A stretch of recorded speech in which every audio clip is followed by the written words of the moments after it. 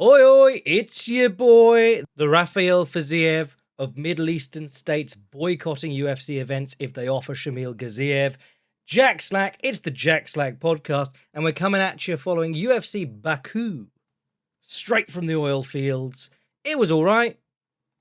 Some people thought it was great. Some people thought it was bad. I thought it was a solid 5 out of 10 all across the board. I was traveling around this weekend, so I'm caught up on this at pace. So I'll probably be running short today. Haven't thought too much about the greater implications of any of these fights, but we'll touch on Ennis versus Xander Zayas as well in boxing, because that was a fantastic fight that you should go and watch right now. But the main event of UFC Baku was Rafael Fiziev versus Manuel Torres. I wrote an article about Manuel Torres last week called Manuel Torres Knockout King of the Overswing, which was basically about what a big dumb meathead he is, but how he has signs of promise, but he is a big dumb meathead. And yeah, people be like, Jack's like curse. I'm like, isn't it only the curse if I write positively about them? We were always sort of worried about how Fiziev would show up, though, because his career has a very clear divide when he suffers a catastrophic knee injury in the fight with Mateusz Gamrot, which I think is 3 years ago. Yeah, September 2023. Comes back almost 2 years later to fight Justin Gaethje. He's actually been working at a rate of knots since then. He had 2 fights in 2025 and then 2 fights in 2026 already. But since Gamrot, he was 1 and 2. The win was over Bahamondes, who is good, and had also beaten Torres. So if you were into MMA math, this fight was it was a lock for you. But this win here really helps him along, because it clearly now the 2 losses are to Justin Gaethje, who just became champion. That was Justin Gaethje not at his best regarded. He'd just been knocked out by Max Holloway, and people were like, oh, it's basically over. But now, obviously, that loss has aged like fine wine. And then Mauricio Ruffi, who, of course, is an ascendant man at lightweight. Torres offered some of the same questions as the Ruffi fight, in that he's massive for lightweight. Not as massive as Ruffi, which is part of his problem. We'll talk about that in a minute. Massive for lightweight, massive natural power, younger, less shop-worn athlete. Even though actually, because he's sort of like on the rise, we think of him as a much younger fighter. He's only 31, Fiziev's 33. He actually has more MMA fights than Fiziev, but obviously Fiziev had a successful Muay Thai career before this. But Torres' UFC career has been one of swinging hard early and knocking the guy out, or when he doesn't, which was basically just the Bahamondes fight, looking like trash. The Bahamondes fight was also helped along by the fact that Bahamondes is 6'1", 6'2". Manuel Torres is 5'10", and he's bigger than a lot of the guys he fights, but he fights in a way like he is the biggest man in the division. And then the moment he meets someone bigger, his leaning back as his only defense and his running forward, leaning forward to try and hit people right on the end of his reach as his only offense really start to hurt him. So against Bahamondes, he was leaning back and getting nailed by Bahamondes, and then he chased Bahamondes back, and he got so into chasing him that he was just offering up this open side counter. So he'd go southpaw, he'd swing his left hand, Bahamondes would lean back or step back or both, and then come over the top with his right hand after the left hand had fallen short. And then he had these 2 fights against Drew Dober and Grant Dawson, where he actually fought very measured behind 1-2s and long kicks, and it looked like he was on the cusp of working out something clever, particularly in mirror matching people. So when they come out orthodox, you go southpaw. When they come out southpaw, you go orthodox. And then your lead hand and your jab don't need to do that much. You just occupy the opponent's lead hand. And in that, you take away a lot of his options, both as a striker and a wrestler. By having that lead leg so far forward, you encourage the guy to pick up that lead leg and not to shoot and try and pick up a double, because your knees are going to get in the way of each other, and it's just so easy or so tempting to reach out and pick up the single, which means you're just fighting off the same thing that you're seeing over and over again, like he did against Grant Dawson. So I was very intrigued, and then he came out in this one and just fought either stance all the time, whatever, just throwing these jabs, leaning forward and falling in after the jab. I was not super impressed here. I was impressed by Fiziev, came out calf kicking, and then, he threw a switch kick right off the bat, which is like his signature from way back when, from his Muay Thai days, but back when he fought Jacasey in the UFC, and Jacasey was a decent striker, and known as a decent striker, and he's throwing kicks, and Fiziev's leaning back and then coming back with the fastest switch kick we'd seen in MMA, except maybe Edson Barboza. So it's lovely to see that going, but Fiziev, I've seen people criticize him for his boxing, but I really like how he was doing a step in and hacking in the calf kick, and then he'd step in and slip outside Torres's right shoulder, so Torres might throw the right hand to try and intercept the kick and just miss, and then Fiziev would be in position to threaten him with counter punches. He never really got to him with the left hook in the way that I was hoping he would, but by playing off that little double attack, step in for the kick and step in deep and come back with punches, he kept Torres on his toes, and it stopped Torres from being able to just throw the right hand down the pipe at the low kick, because that will absolutely murder you. If you are low kicking a guy, all he has to do is time one right and he can drop you on your ass. Even if he doesn't hit you well. Michael Venom Page won, quote unquote, won a fight against Douglas Lima a few years back in Bellator just by jumping in with a right straight every time Lima kicked. And he never actually hurt him. He just sort of ran into him chest to chest and followed through, bundled him over onto the floor, and they gave him the fight. Not a lot else happened, to be fair, but it was interesting that the judges were like, oh my God, he's murdering him. And the commentators. Possibly the best example of Michael Venom Page razzle-dazzling people, because we've seen him in the UFC do something impressive and then not do anything else for the rest of the round. And, you know, it works for a while. You go, damn, he could murder this guy anytime he wants. And then you gradually realize, oh, no, he couldn't. He gets slightly ahead and then he does as little as possible. So I really liked the feints from Fiziev, drawing out these big counter swings, which is really important.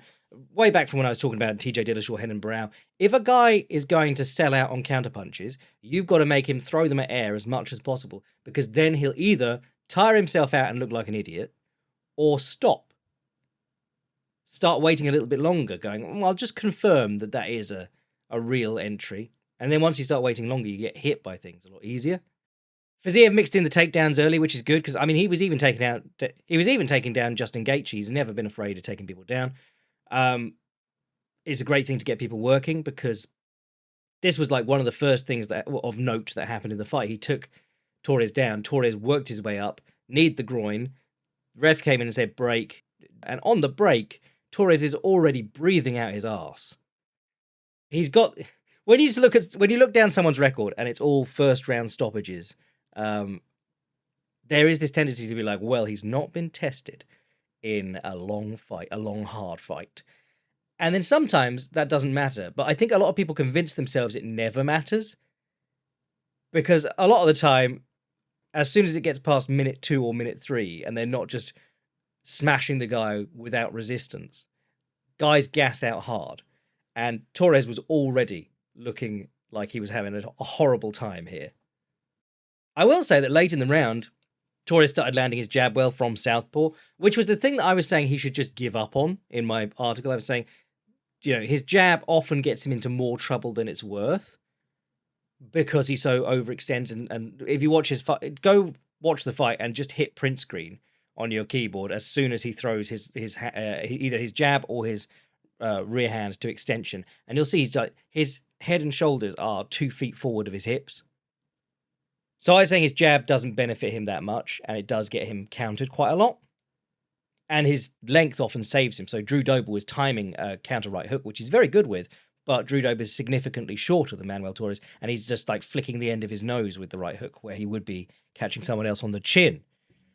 But I was saying, eschew that, stand in the open stance, mirroring the guy, and just use your lead hand to hand fight, bat their lead hand down and throw the rear straight, which was Luis Banya Kane had a very successful, or a briefly successful, run in the UFC light heavyweight division when that was a really strong division, by being southpaw and slapping the guy's lead hand down and throwing the left straight.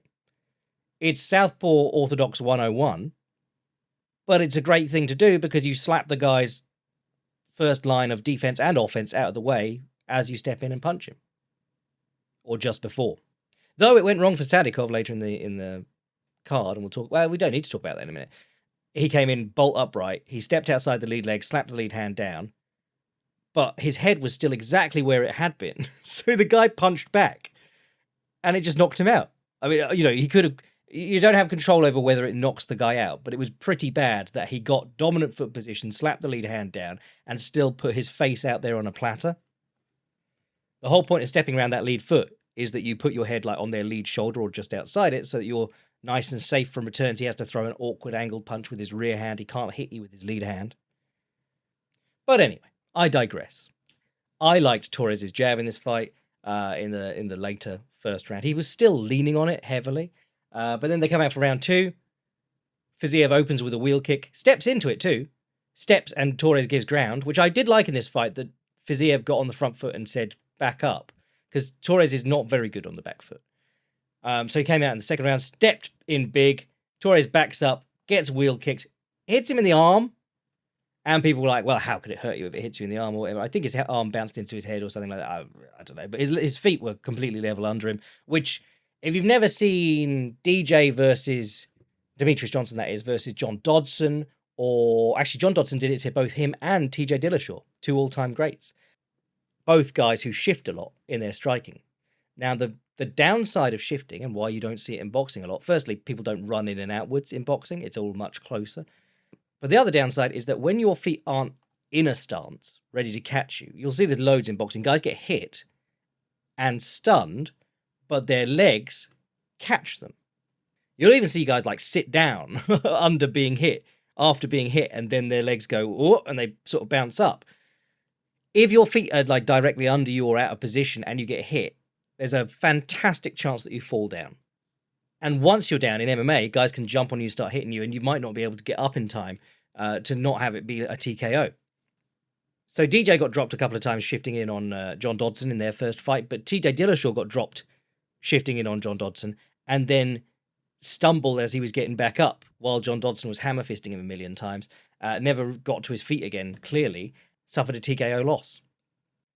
So Torres, in a lot of his fights, I mean, in the Bahamondes fight, the second time he's dropped, he throws his left hand, and he throws it like a cartoon character with a ball and chain, throwing it. Like, he throws his left hand out ahead of him, and then the weight of that punch pulls him up out of his stance and his feet up to level, and then Bahamondes chins him with his feet next to each other. And in this one, in his retreats, he does that too. He leans back and steps back, and then he brings his feet back to level. And that's just from being a big, tall guy, not having to learn how to circle out and do shit right. So fantastic stoppage for Rafael Fiziev. Very happy for him. For Manuel Torres, a lot of work needs doing. But, I mean, he could be on the middle of these cards forever, knocking people out in the first round. He could cut himself out of Terence McKinney niche. He's going to get an extra 20 grand now every time he finishes someone because they upped the bonus, or they put in a mandatory bonus for finishes. I don't think he seems coachable enough to make good on his potential. And he's also quite old now to start making good on that potential. But it could be the coaches. He could just, and that's not even to say like his coaches are shit. I don't know his coaches, but it could just be that he's not gelling with his coaches. It would be worth changing up who he's training with just to see what can happen. So what's next for both? Well, like I said, Manuel Torres back to the middle of the division. Oh, the meta rankings have Fiziev in. The media rankings have him out of the top 15. For Fiziev, Dan Hooker is a fight that could be fun, and they haven't got together ever. A couple of scrappy strikers who are just going to go out there and take lumps out of each other. Best fighter I could see him beating in the UFC rankings, Pimblett. I think Paddy Pimblett is underrated based on how much people hate him and how much he gets hit and how sloppy he looks. But very talented fighter and pretty good tactically, changing from opponent to opponent. You know, go and watch him uppercut Justin Gaethje while he's in his deep lean about 100 times, and then watch Ilia Topuria not be able to do that. Not even show an interest in doing it. And that's how he was, that's how Gaethje was able to break off the pressure initially from Topuria. He went back to the fence, he leaned deep to his right, came up with the collar tie uppercut, and he did that like 10 times before Topuria started going, oh, I don't like that. Stepped back a bit, got jabbed some more. Fiziev versus Max Holloway sounds like a lot of fun, but Holloway, of course, he's got this Conor McGregor fight, so it's impossible that they book it right now, unless he loses, and then he'll need something to do. I don't think Fiziev beats Sarukian just on, maybe earlier in both careers, but I don't think he beat, but that sounds like a hard ask at the moment. But Sarukian's ranked number 3, if we counted the champion as number 1, and that would be a lot of fun. But you can't really justify it at this point. But then Arman Sarukian's on, like, exile from the title picture. Things I would avoid if I was... Well, this is the thing. I'd say avoid Fiziev because I would say try and keep him away from some of these young, explosive lads. Killian Salkild, people like that. Maybe you put him against Killian Salkild and he shows up Killian Salkild striking as just tall and long and explosive. I could see him doing that to Tom Nolan, who's somehow ranked at number 13 now. And Beneil Dariush still in the rankings under Meta, somehow, at 14. And of course, any striker that meets Beneil Dariush is going to chin him in one punch. So that would be a nice freebie for Rafael Fiziev. Right, what else was on this card? I don't think I need to spend too long talking about the abortion that was the co-main event. They put Shara in the co-main because it's Baku, and they're like, yeah, Middle Eastern. Throw some Shara Magomedov in there.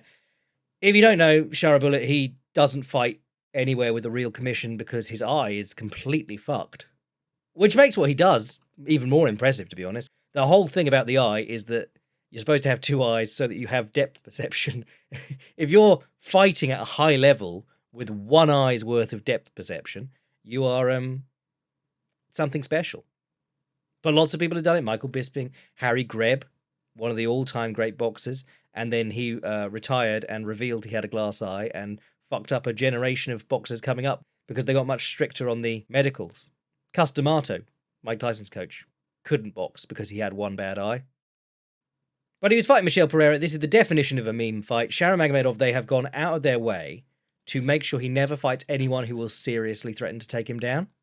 I think his best performance was probably his most recent one against Marc-Andre Barriel, who is a decently rounded fighter, and Shara Magomedov had a good showing, even against a grindy, clinchy fighter who was threatening to take him down occasionally. But most of the time, it's like, here's a striker, do your glide back low kick. Wheel kick, side kick, occasionally, but the glide back low kick is his bread and butter, really. And then when he misses, he goes into a back fist. And then when you get too close, he grabs a double collar tie. But this fight is only interesting because in the first round, Michel Pereira timed a right hand, which is, we were saying at the beginning, I like when he bounces around, then times right hands as people step in, or left hands if he's going southpaw. That's what's special about him, not the flips and shit. And he hammered him with a right hand on one leg, ran him into the floor, got top position, started threatening him with a bad time, and then Shara Magomedov reached up and grabbed the man bun. And Herb Dean warned him for it three times, can't remember. He got warned like 4 or 5 times in this fight because he also was reaching for the eyes. He wasn't like, oh no, you're coming in and I'm extending my arms at you. He was like, he had one hand on his head and he was like, where are your eyes? Oh, just there, poke. The replay is damning. Eye pokes happen all the time. We are used to that in this sport, and sometimes they are accidents. This was obviously deliberate, but refs constantly treat it as a benefit of the doubt because of the gloves. Eye pokes can happen. I have never seen someone grab someone's hair by accident. Maybe it did. Maybe it was unintentional. Maybe he was pure of heart. That's the thing that we always talk about when it's unintentional. He was pure of heart when he committed that foul. But what you are admitting then is that when you face a little bit of adversity, you turn into a bitch. You decide that it's now a cat fight outside ladies' night at the bar, and you're going to dig your nails in, and you're going to pull hair, and you're going to throw wine on her because you think she has no class. It's like the dude who bit that guy in the UFC. He bit Rafael Big Dinners Esteban, didn't he? Probably smelled what he ate coming off him and got hungry. If you don't know about Esteban, he misses weight every fight, so we call him Big Dinners. But if you are biting people in the UFC, Mickey Ward did it underneath Diego Sanchez. Diego Sanchez was like smothering him from mount. And Diego Sanchez was like 45 years old, CTE riddled, should not have been winning that fight. Mickey Ward spazzed out and bit him on the chest. If that's where you go to when you're in trouble, you do not have the equipment to be a professional fighter at the highest levels. Just my humble opinion, but I think biting, immediately cut, never invited back. Eye gouging, where you put your hand on someone's face and put a thumb in their eye, like Priscilla Cachoeira against Gillian Robertson, immediate cut, never invited back. Hair pulling, hard to get as harsh on because it's not going to severely injure the dude, but I do think you should commit seppuku just because you've besmirched your honor so badly at that point. With that being said, the hair pull has a fantastic history in combat sports. For the first 100 years of the London prize ring, when pugilism was just starting to come together, everyone had the same haircut, which was shaved clean, so that no one grabbed your hair. And then Daniel Mendoza, the founder of defensive prize fighting, the genius, handsome dude, well-built, fantastic athlete, long, curly locks of hair, very proud of them, is champion of England for a while, fights Gentleman John Jackson, hilarious name in regard to what happens, and Jackson doesn't like getting hit a few times by this very skilled fighter and goes, oh, there's his hair, and just grabs it and uppercuts him in the face until the end of the fight. Rest of the fight, don't give a shit about. Unranked middleweights. Nobody care. Maybe Shara is ranked. He's won enough fights that he could be ranked, but he shouldn't be ranked because he's fighting in like a separate division to everyone else who has to deal with rounded threats. Anything else good? Well, we've done Sadikov getting knocked out by Camilo. Oh, okay. Into what I really want to talk about today. This and Boots Ennis are really the only things I care about today. Asiu Almabayev versus Charles Johnson. This was one of the best showings I've seen in a while. And it's instantly in my game plan of the year running. I thought this was a spectacular performance by Asiu Almabayev. I've been a bit low on his striking in the past. I rewatched his fight with Torres last week, and I was actually like, do you know what? He did better than I thought. He was having a really good time. Making good reads, doing good things. This fight, striking looked extremely on point, and he looked like he had watched Charles Johnson's fights and he planned for them. Did a brilliant job. Coming into this fight, I said Charles Johnson going to stay long behind the teep and going to be switching legs, which makes it hard for you to, if you are Almabayev and you're very good at picking up the head outside single, you're normally reaching for the leg that's out there. It's normally the left leg because most of his opponents are orthodox, but it's normally an established leg. When a guy's bouncing around at distance, bringing his feet back to level, not getting hit with his feet level, understand the difference there between what we were talking about with Torres earlier and this. But when a guy is presenting a different stance each time he comes in, that makes it very difficult to lock in and know what you're going to pick up. I thought Almabayev did a phenomenal job. Firstly, the first teep or front kick or whatever you want to call it that Charles Johnson threw, they are murderous for wrestlers. If you watch Dan Hooker versus Mateusz Gamrot, this is the best example. They really, really hurt. They're quite hard to convert after they've hit you. If you kick a guy with a round kick to the body, you smash him in the ribs. This happened in Kevin Randleman versus Bas Rutten. Bas Rutten steps up, smacks in a liver kick with his left leg as hard as he can, wins Kevin Randleman. Kevin Randleman folds around the leg and falls on top of him and is there for the rest of the round. Because that's the danger of kicks. You are giving the guy the leg. With front kicks, you are giving him the end of your foot. And he's going to grab it and you can kick your foot over the top of his hands, out the open gap in the top of his hands. You can stand on one leg and like double teep him. You can pump your leg in his face 100 times. In fact, Brandon Royval versus Charles Johnson, they had a fight in LFA where I can't remember whose kick was caught. I think it was Johnson's kick was caught, and he was just pumping a dozen front kicks to the face. It's a really good fight because it has that, and it also has the reverse triangle we're going to talk about later. Charles Johnson's been doing cool shit forever. But immediately, he catches a teep and threatens a takedown. He gets to work with his own low kicks, Almabayev, hacking away at whatever's in front of him. So he's going shin to shin a lot of the time, and you're like, when I see a shin kick, I say this every episode, but calf kick, banger, shin kick, ow. But people are good with them. That lad, I still can't remember his name, the Chinese lad, he broke Tawanchai's leg, and Tawanchai has been getting kicked in the legs for a decade or more. So Almabayev is trying to jump in behind, like jab overhand and stuff, and Johnson's trying to time the knee. Almabayev fakes a jab and throws a long left hook as Johnson gets onto one leg with the knee, cracks him just under the eye. It was beautiful. Does it again near the fence. And then Johnson, getting back to the fence, throws a panic teep and immediately it's slapped across and he's taken down. And another beautiful thing that Almabayev did here, gets his first takedown. Charles Johnson is very good in the modern MMA sense of getting up. If you watch his fight with Makayev does almost no damage. He does actually hit him a couple of times on the feet in the first round, which was like the last of Makayev striking in the UFC. But the rest of the fight is Makayev trying to take him down, locking his hands because he can't risk letting him get up, and Charles Johnson getting up anyway. Almabayev takes him down against the fence, immediately turns him around so that his head's pointing at the center of the cage. And that's opponent specific, because Frankie Edgar did that to some opponents, but against Yair Rodriguez, who was too comfortable playing on his back, he pushed Yair Rodriguez's head into the fence. It's how highly do you rate this guy's wall walk, and how highly do you rate this guy's guard, and do you think you can beat him up from the guard? Tactical decision. Then you get this beautiful butterfly guard play from Johnson. He's doing fantastic work with it. He's inserting his butterfly hooks. He's making the forward shift, getting up to his butt. He's almost coming up. And beautiful counter butterfly work by Almabayev on top. The butterfly guard is one of those positions where sometimes an MMA fighter goes to grappling and surprises top-level grapplers with how good they are at certain things, like getting to the turtle, giving up their back and not ending up getting choked, getting back on top from giving up their back. All these positions that are really important in MMA, but fall to the wayside under the scoring of the various types of grappling. So you really see it in like submission-only competitions, because once the points are off the table, there's a lot of things that professional grapplers do that don't always make sense. But then when you go the other way, something that gets MMA fighters beaten up by jiu-jitsu guys and really high-level grapplers is the butterfly guard. Because the butterfly guard is great in MMA because you want to get up to your feet. It doesn't just give you the chance to lift the guy over the top of you and sweep you. It gives you the chance to kick him out and get up to a hand and stand up. But the danger is that you start trying to... Well, first you can tire yourself out, but you start trying to sweep him.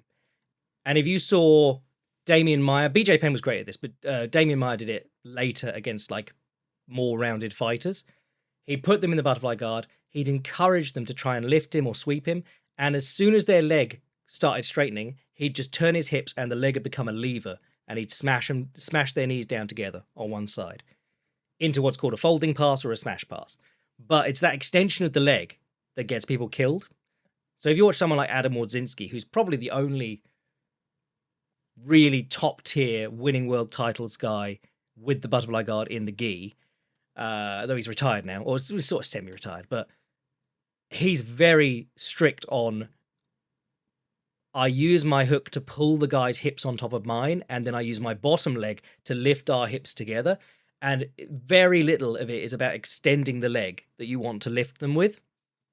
So Johnson was getting caught here, like trying to lift him with the leg extension. And the other thing that Almabayev was doing, or one of the other things that Almabayev was doing, he gave up double underhooks, which is a great position to have. If you're on the bottom in butterfly guard with double underhooks, you're laughing. Or you're not laughing, but you're having a good time.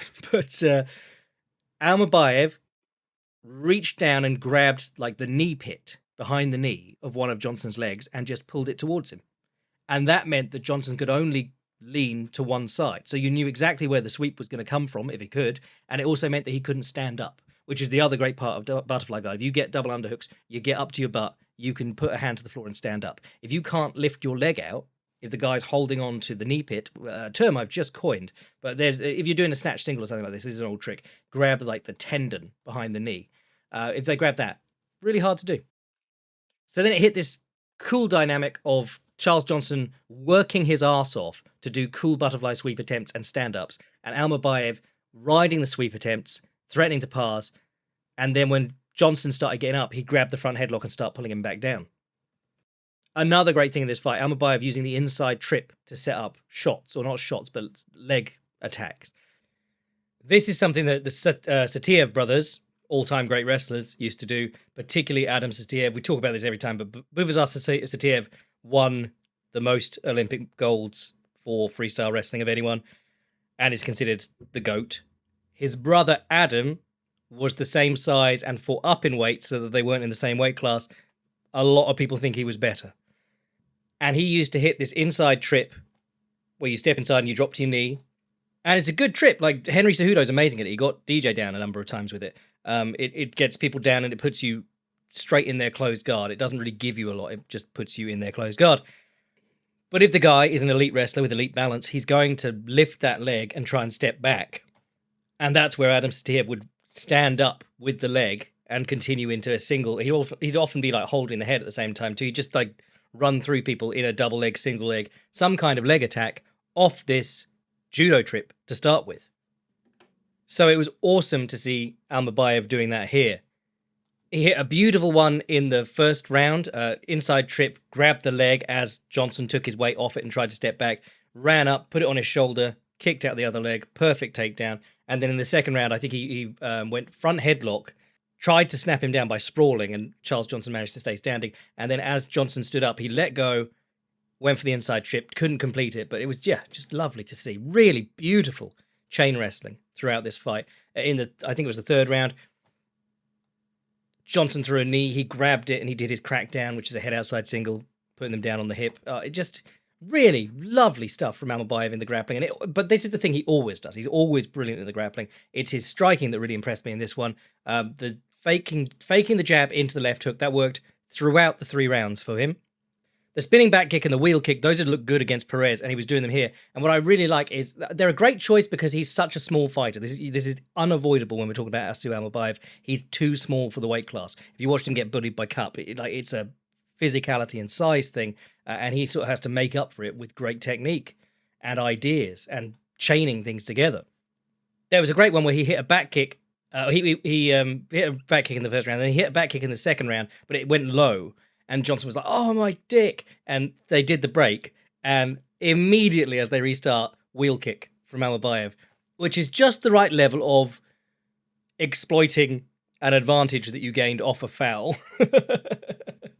What else went on? Just lovely guard play from Johnson throughout this. This is the thing. He didn't look bad at all. He looked really good. And Almabayev looked better. He was doing some nice cross. When he got his guard flattened in half guard, he did a nice cross wrist get up to show his back and tried to get up from there. He's very scrambly on the ground, and I really like Johnson's work from the ground. In his LFA fights, I watched all his fights a little while ago just because I enjoy Charles Johnson. I think he's got a really fun style, and he used to be all punches, and then he went and did a little bit of boxing during COVID, and he came back and he was all kicks. It was like he missed the kicks, so he started working on his kicks better. And then he started doing this thing where he'd throw the front kick, and as the guy took him down off the front kick, he'd throw up the reverse or upside down triangle from the bottom. And he did it a couple of times. And I've seen him do it in the UFC once, I think, before this. And then he did it against Almabayev from the bottom of side control here. But this is a sneaky submission that has a really interesting history because Braulio Estima turned up, I think it was 2009 ADCC, so that's the best grapplers in the world. He hit 2 back-to-back, including one on Andre Galvao, who's the other best guy in the world at the time, by sort of letting him half pass his guard and then snapping it shut on him as he buried his head and thought he was getting through. And after that, it didn't work ever again. But it's a strong trap if the guy doesn't see it coming. And it was certainly strong back then because no one was doing it, so no one was familiar with what it was. But look up Estima Galvao. They had a couple of matches, but one of them is that triangle. Johnson ends up turning his back and doesn't get away quick enough in the third round, and Almabayev jumps on his back, starts looking for body triangles, inside body triangle. What I really liked was that Johnson tried to do an escape that Oliver Tuzza does. I only ever talk about Tuzza, like, joking about him because we're talking about grappling, and I always say, like, he's the best guy to never win anything because he trains with the best guys in the world. They all say what a brilliant grappler he is, kind of like Jason Round, but he always ends up, like, getting second in everything or third, just not quite doing as well as people think he can. But he's very tricky. He's got some brilliant escapes. Everyone remembers he got fate. It went viral, his mount escapes, because they're just so slick. He stole them off Damian Maia, apparently, but he's brilliant at, like, half turning his back and then rolling back into the guy. But his back escapes, one of the things that he does really well is that he'll find a way to sort of turn upside down. In the old days of MMA, people used to get back control standing. And the guy with the opponent on his back as a backpack would do a front flip and try and spike his head into the ground. And they don't let you do that anymore for probably good reason. But Oliver Tazza can do that from from on his back or side or on the floor, basically. He turns over, puts the top of his shoulders and the back of his neck on the floor, and he scrapes the guy off. And Johnson was trying to do that here, and it was looking good. And Almabayev was just following him really well. He eventually got up into a quad pod and tried to pike his way out of it, which is classic MMA defense. You get your butt high, your hands on the floor, or sometimes not even, actually, but you get your butt high and you shake the guy off. And the MMA submission that has come along to counter that is the Siluev stretch, which is it's a breakdown mainly. You grab the leg and you just hip in and knock him over. And the way that that's happened previously has been sort of like it's just been a knee bar, like the guys grabbed it, pulled it, stretched it out. There were 2 on one night, which was crazy. That was Aljamain Sterling and Zabit Magomedsharipov. And that was it for the UFC, aside from one a couple of years earlier. But it's interesting because it's kind of like a knockdown, knocking the guy down from a standing position with you on his back or a kneeling position with you on his back. That can become a submission. But what I liked here was that Almabayev grabbed the head and behind the knee in like a cradle. And then he pulled Johnson down so he wasn't in an athletic position. And then he let his elbow slip over the head. So the head popped out of the little circle he made with his hands. And then he got on the leg and extended it. And it looked really painful. I don't think I've ever been Siluev. I don't think I've ever been Siluev stretched, but it doesn't look nice on your hammies. I'll say that much. The other thing to watch was Almabayev during that sequence where Johnson was trying to scrape him off on the mat and then coming up onto the quad pod and trying to shake him off down his back. Watch how his legs his hips switch sides while he's on the back, and he has one short hook and one long hook deep behind the knee. Just beautiful back control. This dude is really good, and I've been saying that for a little while, but this is like the best he's looked. And he's so small. He's so small for this weight class. If we had a men's strawweight, I think he'd be the champ there and like pound for pound great.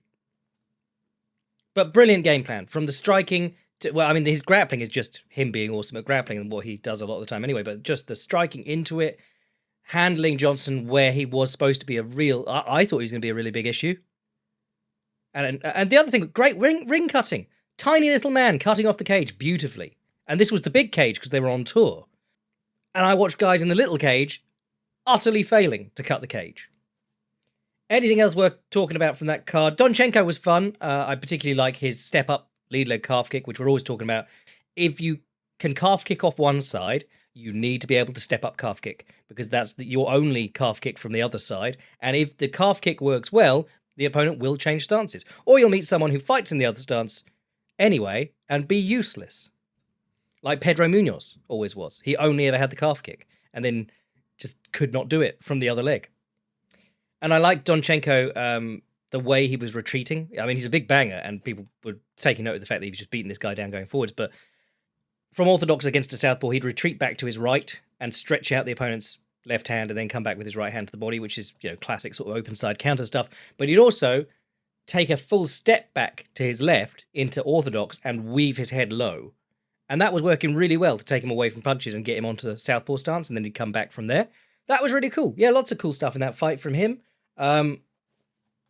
Offley versus Reyes was funny because Reyes looked like he was made of wood, but the thing at the end was lovely where he jabbed or he faked a jab and Reyes swatted at it with his right hand. So the next time he stepped in, he threw a wide left hook around the back of that jab and a right hand afterwards. And the left hook didn't hurt him, but it swiped down both hands, and then he was there to just hit this guy in the face for standing bolt upright and reaching all the time. Yeah, everything else from that card was kind of meh. I just loved the Almabayev performance, and I loved seeing Fiziev get a win too. The other thing going on this weekend was Boots Ennis versus Xander Zayas. Boots Ennis was expected to win, even though he was challenging for the belts because he's like a pound-for-pound sort of superstar, but Xander Zayas fought a really weird fight and gave a great account of himself. If you've never seen Boots Ennis fight before, he should be a star. He fights in an extremely entertaining way, works off both stances, uses the shoulder roll off both stances, and draws punches at his head to set traps. And it's sort of his great strength and also sometimes his weakness that he doesn't really make mistakes. He gambles, takes risks, and sometimes he gets popped for it. But a lot of the time he gets these amazing connections and really hurts guys because he's also got bricks in his hands, but loves open stance, so southpaw versus orthodox in this case, shoulder roll the jab or the lead hand and come back with the left uppercut to the body. He's a monster with that. And he again showed that weird pivoting uppercut he does where he throws his left hand from southpaw. He throws his left hand, overextends. He seems to do it on purpose. And then as the opponent comes back in, he throws a right uppercut and turns everything around behind his lead shoulder, like pivots away from the opponent while throwing the right uppercut and catches him under the chin. And it works. Like he knocked out his last opponent in one round with this one punch. But he did it again here. It was less dramatic, but he did it a couple of times. I was very surprised by Xander Zayas because he's got a good jab. He's got a great jab and a good one too, and he's very long. He's longer and taller and a bit bigger because this was the plan. He's going up in weight after this fight, so he could have just ducked this. He could have fought some other challenger, but he decided to challenge himself. He's like 23 years old. Mad respect to him. But he seemed to sort of like stand in front of Boots. He said later that he got hurt and that's why he did it. And then he hurt Boots by surprise coming out of a exchange. And then he was standing flat-footed because he'd hurt him. But everyone wanted to see him jab at this one. It's like, just put the bullshit volume on him. If you can't stun him with science, baffle him with bullshit, throw 4 jabs to land one. That's what you should be doing, flicking them out miles away from him. But he was there fighting, and fair play to him. He put up a fight. He hurt Boots at one point. He just isn't as polished on the inside. You watch Boots Ennis. He's one of the slickest infighters in boxing today. He did the bump step, which I'm talking about. Like, he finished with the bump step in this fight, but he did it a few times where he'll stand in front of the guy. So say he's southpaw, he'll throw his right hand to the body. His left foot will come up to where his right foot is, and his right foot will step around. So he'll bump his foot around the opponent, and then he'll throw a hooking punch in through the front of their guard, or an uppercut through the front of their guard. Yeah, he did that a couple of times in this fight, and the finish came off one of those. Really good fight. Check it out. I was surprised by Boots Ennis' jab when they were on the outside. His father was begging him to throw straight shots between several rounds, and he was just in there going, nope, I want him to throw at my head, and I'm going to stand there and counter. But that's what we love about him. He plays a dangerous game. And you know it's a dangerous game because when he fucks up, he does get his head jacked back. But it means that he can smash people and get stoppages and finishes, sometimes very quickly, and at almost any point in the fight. The only thing is the activity. He took like a year off previously, and he took a year off between his last fight and the one before it. So the man isn't helping himself. But then, like I said last week, no one even watched Terence Crawford fights except nerds for a long time. And then in 3 fights, he became the star in boxing. And those 3 fights have set him up forever, and he retired. Anyway, I got a good amount out of that, even though I said there wasn't an awful lot to talk about. We've got a weird fight, or a weird card coming up this weekend. It's the return of Conor McGregor. I'll do some stuff. We can talk about the golden days if you want. Obviously, I was around for the golden days of Conor McGregor. I have articles called, like, Why Conor McGregor is the Future of MMA when he was coming up. I have a really good article a long time ago called Why Alexander Volkanovski is a much better featherweight prospect than Zabit Magomedsharipov. Because then everyone was obsessed with Zabit, and people weren't really paying that much attention to Volk.